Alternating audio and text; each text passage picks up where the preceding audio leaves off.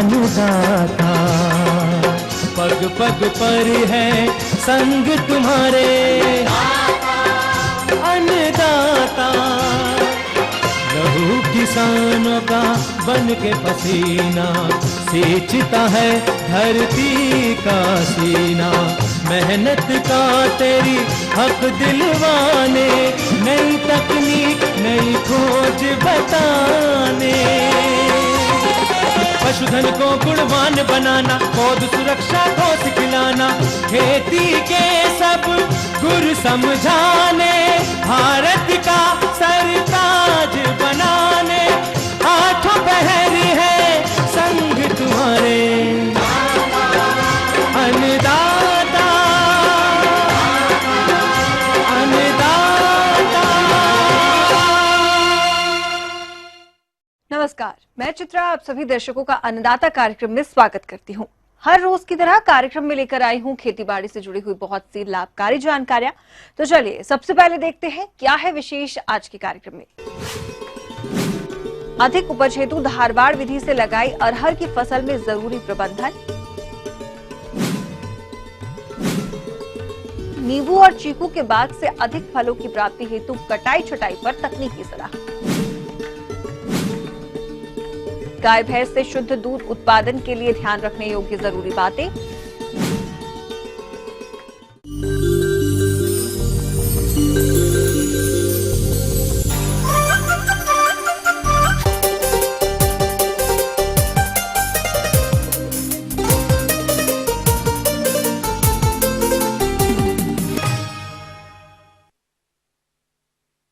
हमारे प्रदेश के जो किसान भाई अरहर की खेती धारवाड़ विधि से कर रहे हैं, वो उस फसल से अधिक उपज तभी ले सकते हैं जब फसल में किए जाने वाले कुछ कार्यों को जरूरी रूप से करें, जैसे कि खरपतवार नियंत्रण, अधिक शाखाएं निकलने के लिए काट छांट तथा कीट और रोगों का नियंत्रण। तो धारवाड़ विधि से रोपी गई अरहर की फसल में कौन कौन से कार्य को करना है, इस बारे में जानकारी दे रहे हैं आत्मा परियोजना मुरैना के अधिकारी अजय सिंह भदौरिया। अरहर की फसल धारवाड़ पद्धति से लगाई है, उन किसान भाइयों को आज मैं फसल प्रबंधन के बारे में बताना चाहूँगा। जिन भी किसान भाइयों की फसल 1 से 1.5 महीने की हो गई है, उन किसान भाइयों को फसल प्रबंधन में क्या क्या करना चाहिए, उस विषय पे आज हम चर्चा करें। किसान भाइयों, अरहर की फसल में कई तरह की खरपतवारों का प्रकोप भी होता है, जो कि फसल की वृद्धि और विकास में तो बाधा उत्पन्न करते ही हैं, साथ ही साथ कीट और रोगों को भी बढ़ावा देते हैं। इसलिए आप इन खरपतवारों का समय रहते नियंत्रण किस तरह से करें, इसकी जानकारी कुछ इस प्रकार से है।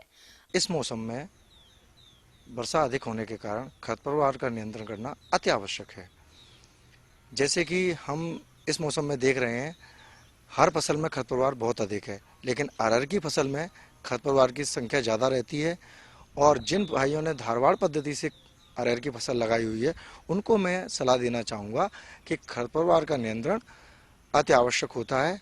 इसको इस मौसम में वर्षा अधिक होने के कारण जिन खेतों में खरपतवार अधिक हैं, उन खेतों में किसान भाइयों से निवेदन करना चाहूँगा कि वो खरपतवार नियंत्रण के लिए खेतों में निदाई गुड़ाई समय पर करें। इसके निदान के लिए किसान भाई प्रतिदिन के हिसाब से भी अगर निदाई गुड़ाई करेंगे तो बड़ी आसानी से खेतों से खरपतवार को नष्ट किया जा सकता है। अरहर की फसल में वर्षा जल जमा होने से अरहर के पौधों में गलन और सड़न रोग आ जाता है और फसल खराब हो जाती है। इसलिए आप जल निकास की उचित व्यवस्था करते हुए वर्षा का अंतराल अधिक होने पर सिंचाई किस तरह से करें, आइए जानते हैं। जल भराव के कारण भी पौधों में बहुत समस्याएं आती हैं। पौधों के तनों में जल भराव के कारण गलन की भी समस्या आती है। पौधों को 10 से 15% तक नुकसान होता है जल भराव के कारण। और जल भराव जब खेत में होता है तो हम खरपतवारों का भी सही से निदान नहीं कर पाते हैं, इसलिए जल प्रबंधन भी खेतों में अति आवश्यक। इस मौसम में जिले में वर्षा बहुत अधिक हो रही है। वर्षा बहुत अधिक होने के कारण जिन खेतों में पानी भरने की समस्या है, जल भराव की समस्या है, उस जगह किसान भाई धारवाड़ पद्धति में तो बड़ी आसानी से जल निकास कर सकते हैं, क्योंकि हम धारवाड़ पद्धति में 3x3 पे पौधा लगाते हैं। पौधे की दूरी भी 3 फुट से 3 फुट रहती है और लाइन से लाइन की दूरी भी 3 से 3 फुट रहती है। इसलिए लाइनों के बीच में जो बेड बनाई है किसान भाइयों ने, उन दोनों बेडों के बीच में नालियां बनाकर जिस तरफ ढलान हो उस तरफ पानी का जल का निकास कर सकते हैं और जिधर ढलान हो उधर एक गड्ढा खोदकर उस पानी को उसमें एकत्रित कर सकते हैं। किसान भाइयों को मैं बताना चाहूँगा, जिन क्षेत्रों में वर्षा कम हुई है उन क्षेत्रों में किसान भाइयों को जीवन रक्षक सिंचाई करना अति आवश्यक है। जहाँ भी वर्षा कम हो रही है किसान भाई एक सिंचाई अवश्य करें, जिससे कि पौधों के लिए वो अमृत का काम करे और जिससे पौधों की बढ़वाड़ पोषण में कोई कमी नहीं। अरहर की फसल से अधिक उपज मिले, इसके लिए अरहर के पौधों में अधिक टहनियों का होना आवश्यक होता है। तो इसके लिए आप क्या करें, आइए जानते हैं। दूसरी चीज जो मैं बताना चाहूँगा, इस समय फसल लगभग 1 महीने के आसपास की हो गई है किसान भाइयों की। इस समय क्या है कि पौधों में कटिंग करना अति आवश्यक है। किसान भाई पौधों की कटिंग करने के लिए हाथ से भी, डंडे से भी और जो पौधे काटने वाली कैंची आती है उससे भी चारों तरफ से टहनियों को काट कर कटाई कर सकते हैं। इन कटाई के कारण किसान भाइयों को अधिक लाभ होगा। उसका लाभ क्या है, जितनी अच्छी तरह से हम कटाई कर देंगे उतना ही ज़्यादा ब्रांचेज पौधे में होंगी और जब ब्रांचेज ज़्यादा होंगी तो फलियाँ भी ज़्यादा लगेंगी और फली ज़्यादा लगने के कारण किसान भाइयों को 10 से 15% तक का अधिक उपज प्राप्त होगी। अरहर की फसल में कुछ कीट और रोगों का भी प्रकोप होता है, जिसके कारण फसल का उचित विकास नहीं हो पाता और उत्पादन में कमी आ जाती है। इसलिए आप अरहर में लगने वाले कीट और रोगों का समय रहते नियंत्रण किस तरह से करें, आइए जानते हैं। किसान भाइयों, इस मौसम में जो अरहर की फसल में सबसे ज्यादा जो नजर आ रहा है वो है येलो मोजेक का रोग। तो येलो मोजेक रोग के लिए सबसे अच्छा उपाय किसान भाइयों को जो करना चाहिए वो ये है कि जैसे ही खेत में हमें 1-2 पौधा नजर आता है उसी समय उस पौधे को उखाड़ कर और जमीन में गाड़ दें, क्योंकि ये समस्या, ये रोग एक तरह से छूत जैसे रोग की तरह फैलता है। एक पौधे से दूसरी पौधे में पहुंचने में इसको बहुत कम समय लगता है, क्योंकि अगर ये अत्यधिक फैल गया तो इसमें कोई भी दवाई अच्छे से काम नहीं करती है। सबसे अति उत्तम उपाय इस रोग के लिए यही। अरहर की फसल में इस समय पत्ती लपेटक कीट का प्रकोप देखने में आ रहा है। ये कीट अरहर के पौधों की पत्तियों को लपेटकर उनके हरित पदार्थ को खाता रहता है, जिसकी वजह से पौधे अपना भोजन नहीं बना पाते और फसल कमजोर हो जाती है। इसलिए आप इस कीट की शुरुआती अवस्था पर जैविक नियंत्रण हेतु नीम तेल की 5 मिलीलीटर मात्रा का प्रति लीटर पानी के हिसाब से घोल बनाकर छिड़काव करें और यदि कीट का प्रकोप आर्थिक क्षति स्तर से अधिक हो तो आप रासायनिक नियंत्रण हेतु ट्राइजोफॉस दवा की 1.5 मिलीलीटर मात्रा का प्रति लीटर पानी के हिसाब से घोल बनाकर छिड़काव करें तो इस कीट का नियंत्रण आसानी से हो जाएगा। ये थी कुछ उपयोगी जानकारियाँ। अब लेते हैं एक छोटा सा ब्रेक, जल्द लौटेंगे। कार्यक्रम में आगे है और भी महत्वपूर्ण जानकारियाँ, अब बने रहिए हमारे साथ।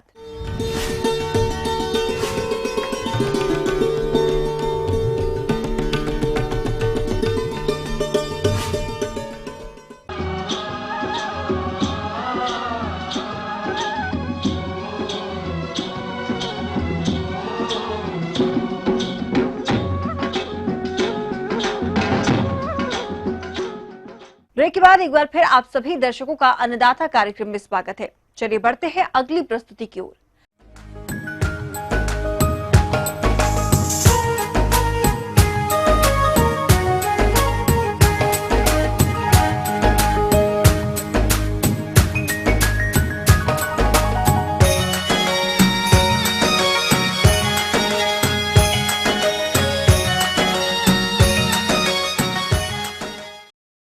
अपने राज्य में नींबू एवं चीकू की बागवानी बड़े पैमाने पर की जाती है और जिन किसानों ने नींबू और चीकू के बाग लगा रखे हैं वो इनमें किए जाने वाले आवश्यक कार्यों जैसे सिंचाई प्रबंधन, कीट एवं रोगों के नियंत्रण के साथ ही पौधों की कटाई छटाई पर भी विशेष ध्यान दें, तभी आपको इन बागों से अधिक फलों की प्राप्ति हो सकेगी।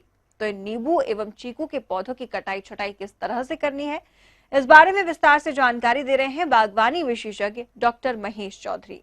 किसान भाइयों, अपने भारत में एक चीकू को छोड़ के जो नींबू वर्गीय जो फसलें हैं, चाहे किन्नू हो, नींबू हो, संतरा हो, मौसम्बी हो, सभी फल वृक्षों पे जिसको अपन सघन बागवानी बोलते हैं, सघन बागवानी का काम चल रहा है। और सघन बागवानी तभी संभव है जब अपन उसमें सही तरीके से और सही समय पे अपन काट छांट करके ही सघन बागवानी को एक आसान और सही आकार दिया जा सकता है। मनुष्य के आहार में फलों का प्रमुख स्थान है। बाजार में मांग भी अधिक है।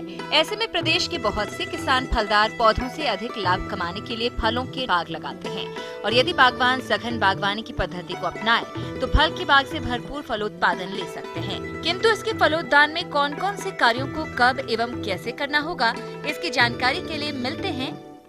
किसान भाइयों, जो ट्रेनिंग एवं प्रूनिंग दो अलग अलग शब्द हैं। ट्रेनिंग का मतलब होता है कि जो भी पौधे हैं उनकी कटाई छटाई करके एक अच्छे आकार का ढांचा दे, और ढांचा ऐसा दे कि उसमें जो सही प्रकाश की जो किरणें हैं वो पहुंच सके और उससे जो फल का जो गुणवत्ता है वो काफी अच्छी मिल सके। किसान भाइयों, दूसरा शब्द होता है प्रूनिंग। प्रूनिंग को अपन बोलते हैं मतलब काट छांट। काट छांट से यहाँ पर तात्पर्य होता है कि अपन जो काट छांट का जो मुख्य जो उद्देश्य वो होता है कि उसे अपन पौधे से कैसे अधिक से अधिक उपज लेवें। किसान भाइयों, दोनों चीजें अलग अलग हैं। प्रूनिंग का मतलब होता है कि अपन पौधे से कैसे अपन अच्छा प्रोड्यूस लें, तो प्रूनिंग से जो तात्पर्य होता है वो पौधे की जो भी जो सूखी या जो अनवांटेड जो भी जो ब्रांचेज हैं, जो शाखाएं हैं, उनको हटाने से है। और दूसरा जो शब्द है वो ट्रेनिंग है। ट्रेनिंग का मतलब अपन कैसे उसकी सदाई करें, कैसे उसको एक शेप, एक आकार दें। किसान भाइयों, अधिक फलोत्पादन के लिए सघन बागवानी में एक महत्वपूर्ण कार्य प्रूनिंग या पौधों को उचित आकार देना होता है, जिससे पौधा कम समय और स्थान में अच्छा दिखने के साथ साथ अधिक फल भी देता है। परंतु किसान इसे अपने स्तर पर कैसे करें, इस हेतु सुझाव के लिए मिलते हैं। किसान भाइयों, जो सबसे पहले अपन बात करेंगे प्रूनिंग की। प्रूनिंग के अंतर्गत जो फलन अवस्था को कैसे वानस्पतिक वृद्धि अवस्था में बदला जाए ताकि फल वृक्ष उपयुक्त समय पर परिपक्व अवस्था में फल दे देवे। किसान भाइयों, कुछ प्रूनिंग जिसको अपन कटाई छटाई बोलते हैं उसके कुछ सिद्धांत हैं। मुख्य जो अपना तना है, जैसा आप देख रहे हैं, मुख्य तने के कभी भी जो नीचे लगभग 60 से लेकर 90 सेंटीमीटर तक उसमें टहनियाँ ना रखें।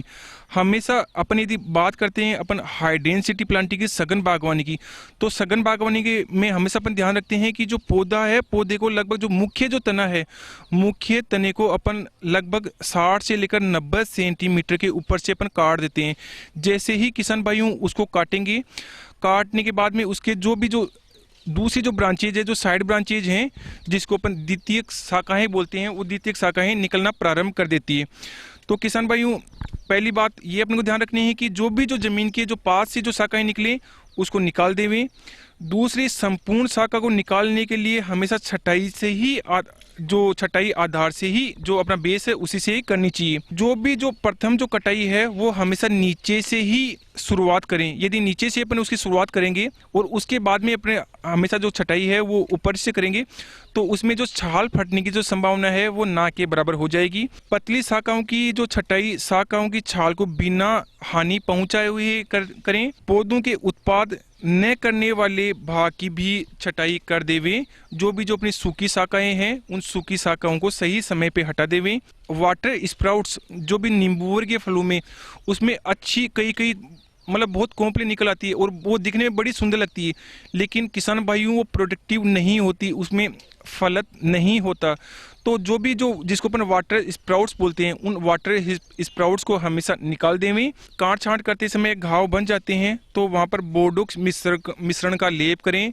कटे हुए भाग पर उस पर किसी भी कवक का आक्रमण ना हो। जो अपनी उपयुक्त फफूंदनाशी है उन फफूंदनाशी का स्प्रे कर देवें। बागवान भाइयों, फलोद्यानों में प्रूनिंग करते समय कौन कौन सी सावधानी रखनी होगी, इसके सुझाव के लिए मिलते हैं। फल वृक्षों की छटाई जाति के अनुसार या अपन जाति जहाँ पर अपन जो भी किस्म है उस किस्म के अनुसार ही करें।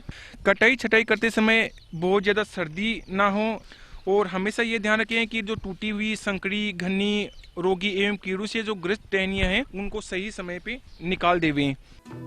सघन बागवानी में ट्रेनिंग अर्थात पौधों की सगाई या पौधों को उचित आकार देना होता है, जिससे पौधा कम समय और स्थान में अच्छा दिखने के साथ साथ अधिक फल भी देता है। परंतु किसान इसे अपने स्तर पर कैसे करें, इस हेतु सुझाव के लिए मिलते हैं। सबसे पहले यदि अपने अभी आप लोगों ने अभी बाग लगाया है, किसान भाइयों बात करते हैं अपन ट्रेनिंग की। ट्रेनिंग का मतलब पौधे को कैसे अपन एक आकार देवें। जैसा ही अपना जो पौधा है वो लगभग 1 साल का हो जाता है, उसके बाद में ट्रेनिंग एवं प्रूनिंग की आवश्यकता होती है। लगभग उसको 60 से लेकर 90 सेंटीमीटर के ऊपर से उसको पहला कट दे देवें। जैसे ही आप पहला कट लगाएंगे लगभग 2-3 महीने बाद में उसके साइड से ब्रांचेज निकलना प्रारंभ हो जाती है। वो यदि शाखाएं लगभग 60-70 सेंटीमीटर हो जाती है, उसके बाद में फिर उनको काट देवें। तो किसान भाइयों, जो अपन ट्रेनिंग करते हैं जिसका अपन मतलब सदाई है, तो सदाई के समय अपन ध्यान रखते हैं कि 4 दिशाएं हैं, उन 4 दिशाओं में अपन एक एक ब्रांच को बढ़ने देते हैं। 4 ब्रांच को बढ़ने के बाद में 4 से ज्यादा ब्रांचेज नहीं रखते हैं। तो वो किसान भाइयों ब्रांच निकलते समय ये ध्यान रखिए कि उसका जो टहनी का जो एंगल है, वो एंगल ना तो बहुत ज्यादा हो और ना ही बहुत कम हो। तो किसान भाई उनको एक उपयुक्त एक एंगल देवे। एंगल देने के लिए अपन कई बार कुछ लकड़ी वगैरह का भी से भी उनको एंगल दे सकते हैं। जब शुरुआती अवस्था से आप करेंगे तो ये पौधा एक अच्छा आकार ले लेता है और जो शाखाएं हैं वो शाखाएं हर दिशाओं में उचित रूप से वो बढ़वार करती रहती है। बागवानी में ट्रेनिंग अर्थात पौधों की सदाई करते समय कौन कौन सी सावधानी रखनी होगी, इसके सुझाव के लिए मिलते हैं। क्योंकि बारिश में जो फंगस वगैरह है उनकी समस्या ज्यादा होती है, तो बारिश के मौसम में ना करें। किसान भाइयों, सघन बागवानी में ट्रेनिंग एवं प्रूनिंग से क्या क्या फायदे हैं, इसके बारे में जानकारी के लिए मिलते हैं।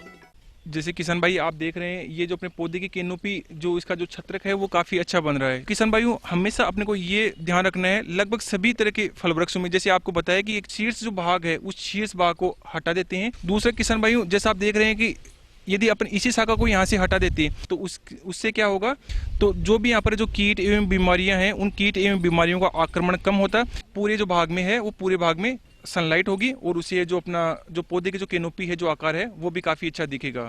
तथा जो बीच वाला जो भाग है उस बीच वाले भाग में प्रॉपर जो भी सनलाइट है, जो सूर्य की किरणें हैं वो गिरती और उसके कारण पूरे जो पौधे में है वो अच्छी तरह से फलन और पुष्पन सभी अच्छा होता और जो फलों की जो गुणवत्ता है वो गुणवत्ता भी काफ़ी अच्छी होगी। यदि अपन ने सही समय पे सही तरीके से अपने काट-छांट नहीं की तो इससे जो पौधे की जो वृद्धि है एवं जो उपज एवं जो फलों की गुणवत्ता है वो काफ़ी प्रभावित होती है। आगे और भी है बहुत सी रोचक जानकारियां, पर यहाँ पर रुकेंगे एक छोटे से ब्रेक के लिए। जल्द हाजिर होते हैं।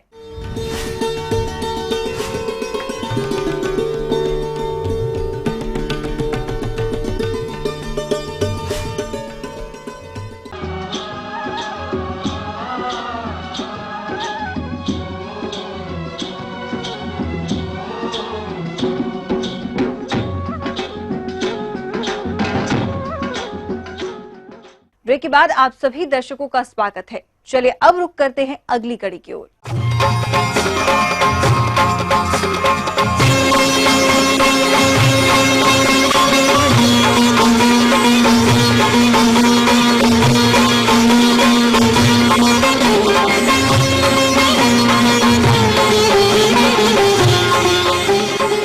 हमारे राज्य के अधिकतर किसान भाई गाय भैंस का पालन करते हैं और इस मौसम में इन दुधारू पशुओं से स्वच्छ एवं शुद्ध दूध का उत्पादन लेने के लिए कुछ बातों पर ध्यान देने की जरूरत है, जैसे कि पशु एवं पशुशाला की साफ सफाई, दूध निकालते समय पशु एवं दूध निकालने वाले व्यक्ति का साफ सुथरा होना, जिस बर्तन में दूध निकालना हो वो भी साफ हो, इत्यादि। तो स्वच्छ दूध प्राप्त करने के लिए कौन कौन सी बातों को अमल में लाना जरूरी है, इस बारे में सुझाव दे रहे हैं कृषि विज्ञान केंद्र कटनी के पशु वैज्ञानिक डॉक्टर रमेश कुमार मिश्रा। हम ज़्यादातर समय ये देखने को मिलता है कि जब दूध उत्पादन होता है, जो हमारा दूध दुहने वाला ग्वाला होता है या जब हम दूध दुहते हैं उस समय उतना ध्यान नहीं देते जितना ध्यान देना चाहिए। दूध एक बहुत अच्छा माध्यम है कीटाणुओं के ग्रोथ के लिए, कीटाणुओं के विकास के लिए, उनकी जनसंख्या वृद्धि के लिए, जो हमारे लिए नुकसानदायक और हमारे लिए रोग का बीमारी का कारण होता है। हमारे कुछ पशुपालक भाई गाय तथा भैंसों का दूध निकालते समय लापरवाही करते हैं, जिसके कारण दूध की गुणवत्ता तो खराब होती ही है, साथ ही साथ ऐसे दूध का सेवन करने वाले लोगों के स्वास्थ्य पर भी बुरा प्रभाव पड़ता है। इसलिए आप दूध दोहन के समय कौन कौन सी सावधानी रखें, आइए जानते हैं। तो स्वच्छ दूध उत्पादन के लिए हमें ये ध्यान देना अत्यंत आवश्यक है कि पशुओं का जो आवास है वो स्वच्छ हो, वो क्लीन हो, वातावरण स्वच्छ हो, जिससे कि जो हमारे कीटाणु होते हैं वो हवा में होते हैं, हमारे आसपास होते हैं। जितनी ज्यादा गंदगी पशु के आसपास होगी वो कीटाणु उतना ज्यादा उसके दूध में समाहित होंगे। अतः जहाँ जानवर रहता है, जहाँ पशु रहता है, उस आवास को साफ सुथरा रखना अत्यंत आवश्यक है। उसके गोबर को, उसके मूत्र को समुचित ढंग से उसका निकासी हो, समय समय पर उसका निष्कासन हो और जो फर्श है, जो दीवार है, सब साफ सुथरी हो। पशु हमारा नियमित रूप से धुला हो। हाँ, पशु का आवास साफ सुथरा रहने से जो वहाँ मक्खी हैं, जो कि हमारे कीटाणुओं को एक स्थान से दूसरे स्थान तक कैरी करती हैं, उनके ऊपर नियंत्रण, उनके आने जाने के ऊपर नियंत्रण प्राप्त होगा। दूध दुहने के पूर्व पशु का जो थन है, जो सोत है, आयन है, उसको हम अच्छे डिसइंफेक्टेंट से, अच्छे साफ पानी से धोएं और धोने के उपरांत उसको कपड़े से पोंछें, जिससे समस्त कीटाणु हटाए जा सकें। दूध दोहन करने वाले ग्वाले के नाखून कटे हुए होने चाहिए तथा उसे अपने सिर पर कपड़ा बांध लेना चाहिए। दूध निकालते समय धूम्रपान नहीं करना चाहिए। ग्वाले को पूर्ण हस्त विधि से ही दूध निकालना चाहिए। ग्वाले का हाथ साफ सुथरा हो। ग्वाले में जो खांसने की प्रवृत्ति हो वो ना हो। ग्वाले में बार बार थूकने की प्रवृत्ति ना हो। जो हमारा ग्वाला है वो स्वच्छ साफ सुथरा, उसके कपड़े साफ सुथरे और उसमें गंदी आदतें, तंबाकू खाने, थूकने, छींकने, खखारने, इसकी आदतें नहीं होनी चाहिए और किसी भी प्रकार की बीमारी नहीं होना चाहिए, किसी भी प्रकार की बीमारी से ग्रसित नहीं होना चाहिए, जिससे हम स्वच्छ दूध उत्पादन कर पाएं। जिस बर्तन में दूध दोहना है उसका मुंह छोटा हो तथा दूध दोहन से पहले उस पात्र की अच्छी तरह से धुलाई कर तेज धूप में सुखाएं और साफ कपड़े से पोंछकर ही दूध निकालें।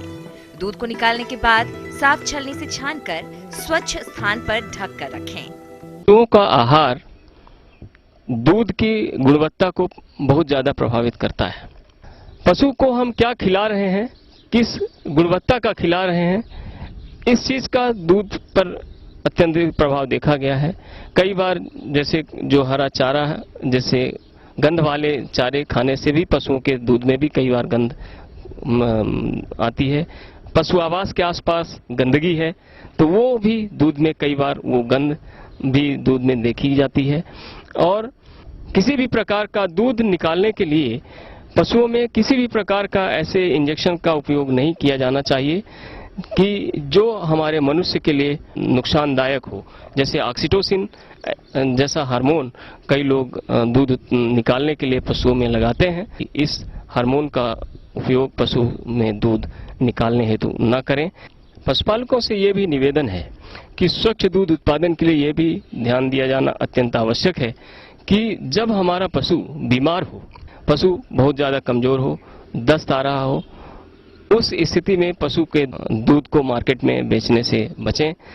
ऐसे समय में जब पशु बीमारियों से ग्रसित हो, थनैला है और कोई बीमारी जो बैक्टीरियल डिजीजेस बहुत सारी पशुओं में होती हैं, गलघोटू है, एचएस है, वीक्यू है, बीमार पशु का दूध बाजार में बेचने से रोकें और स्वस्थ पशु का ही दूध जो है वो बाजार में बेचने का कष्ट करें।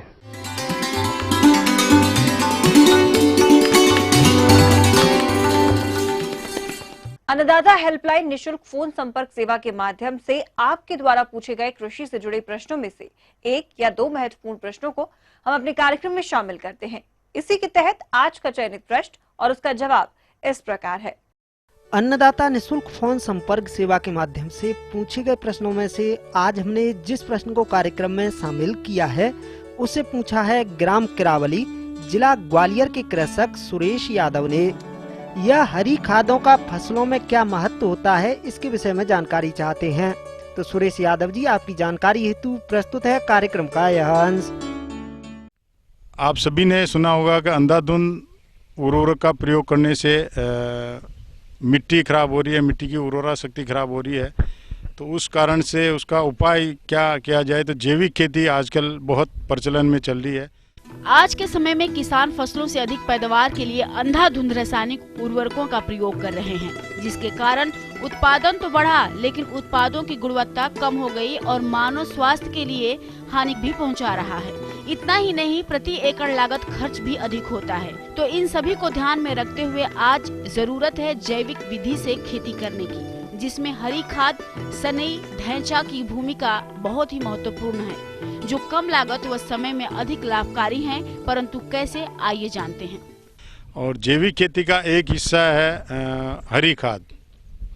हरी खाद के लिए बारिश के सीजन के अंदर वैसे भी खरपतवार बहुत ज़्यादा उग जाते हैं, समय पर निराई गुड़ाई नहीं हो पाती, तो वो खरपतवार खेत का सारा अंश चूस लेते हैं और किसान को कुछ नहीं मिलता है। तो उसकी जगह फसल लेने के बजाय ढेंचा ले सकते हैं, सनई ले सकते हैं, और इसको जैसे ही बरसात का अंदेशा हो खेत में छिड़क देते हैं तो बरसात आते ही वो उग जाता है और बहुत तीव्र गति से उगता है। कचरे का सारा जो भी कचरा उगता है वो नीचे रह जाता है और ये इसकी बढ़वार बहुत तेज़ होती है। जो आप देख रहे हैं ढेंचा का ये खेत है पूरा, इस समय खेत के अंदर पूरे के अंदर कोई कचरे का ऊपर नहीं निकल रहा है। नीचे होगा कचरा मर गया, लेकिन ढेंचे से नीचे है तो वो खेत को नुकसान नहीं कर रहा है। ढेंचे की जड़ों के अंदर, सनेम की जड़ों के अंदर गांठें होती है, नोड्यूल्स होते हैं जो वातावरण से नत्रजन, आप ये देख रहे हैं ये छोटी छोटी गांठें हैं। जितनी भी गांठें हैं ये हर एक गांठ वातावरण के अंदर जो 78% नत्रजन है, उस नत्रजन को इन गांठों के मार्फत एकत्रित करके खेत के अंदर छोड़ता है। इसीलिए इस फसल का चयन किया गया। जो भी फसलों के अंदर ये गांठें होती है वो सभी फसलें वातावरण से नत्रजन इकट्ठा करके जमीन के अंदर छोड़ती है। किसान भाइयों, अब बात आती है हरी खाद की खेती क्यों करें और इससे क्या क्या फायदे हैं और इसका उद्देश्य क्या है एवं उपयोगिता के बारे में जानकारी के लिए मिलते हैं। तो ये जो फसल आप देख रहे हैं ढेंचा की, आप दूर दूर तक देखें तो कहीं खरपतवार का एक भी पौधा इस फसल को ऊपर नहीं निकल सकता है। तो स्वतः ही बीज भी समाप्त हो गया, उगा होगा तो उगने के बाद समाप्त हो गया। जिन किसानों ने हरी खाद वाली फसलों की बुआई की है तो वे इसकी पलटाई कितने दिनों पर करें तथा किस प्रकार से करें, इन सभी पहलुओं से आपको अवगत करा रहे हैं। ये फसल करीब 35 से 40 दिन की हुई है। 10 से 15 दिन यानी 50 से 55 दिन के अंतराल में जैसे ही खेत बाह आता है, डिस्क प्लो से इसको जुताई करके खेत के अंदर गाड़ देते हैं, ताकि ये मुलायम जो तना रहेगा, जितना जल्दी से जल्दी उसके अंदर खाद बनेगी इसकी। और गाड़ने के बाद में बरसात आ जाती है तो 15 से 20 दिन तक ये खेत में सड़ जाता है पूरा। जड़ें भी इसका नत्रजन फिक्सेशन करती है और इसका तना भी इतना मुलायम रहता है जो ये अपने हरी खाद के रूप में खेत में फसल को, अगली फसल को लगातार 3 साल तक लगातार वो जैविक पदार्थ फसल को देता रहता है। किसान भाइयों, अब बात आती है हरी खाद की क्या क्या फायदे हैं एवं उपयोगिता के बारे में जानकारी के लिए मिलते हैं। तो किसान भाइयों को चाहिए कि भाई हर 3 साल के अंदर हर खेत के अंदर ढेंचा हो, सनेम हो, सनई हो, इस तरह की फसल लेनी चाहिए ताकि खरपतवार का भी नियंत्रण हो जाए और खेत के अंदर कम से कम खर्चे के अंदर हरी खाद मिल जाए, पोषक तत्व मिल जाए और जैविक जो लेंगे वो जैविक के रूप में जैविक उत्पाद ले सकते हैं। और रबी की फसल और आने वाले जो 2 साल 3 साल तक इसकी खाद लगती है, तो किसान भाई को हर 3 साल में इस तरह की फसल हरी खाद लेनी चाहिए। आइए अब देखते हैं कल दिखाए जाने वाले कार्यक्रम की मुख्य झलकियां। शकरकंद की भरपूर पैदावार देने वाली प्रजातियां एवं रोपाई विधि, कपास की फसल को सफेद मक्खी कीट से बचाने के उपाय। हम उम्मीद करते हैं कि आज का कार्यक्रम आप सभी दर्शकों के लिए उपयोगी रहा होगा। किसान भाइयों, अन्नदाता आपकी सेवा के लिए संकल्परत है। कृषि संबंधित समस्या एवं सुझावों के लिए आप हमें इस पते पर संपर्क कर सकते हैं। प्रोड्यूसर अन्नदाता, ETV Madhya Pradesh Chhattisgarh, Ramoji film city Hyderabad 501512। साथ ही आप हमें ईमेल भी कर सकते हैं। हमारा ईमेल है annadatamp@etv.co.in। इसके अतिरिक्त आप हमें निशुल्क हेल्पलाइन नंबर 180041921555 पर सोमवार से शनिवार सुबह 10 से शाम 4 बजे के बीच संपर्क कर सकते हैं। फिलहाल अन्नदाता की पूरी टीम को दीजिए इजाजत। कल फिर इसी वक्त आपसे मुलाकात होगी कृषि संबंधित कुछ और महत्वपूर्ण जानकारियों के साथ। नमस्कार।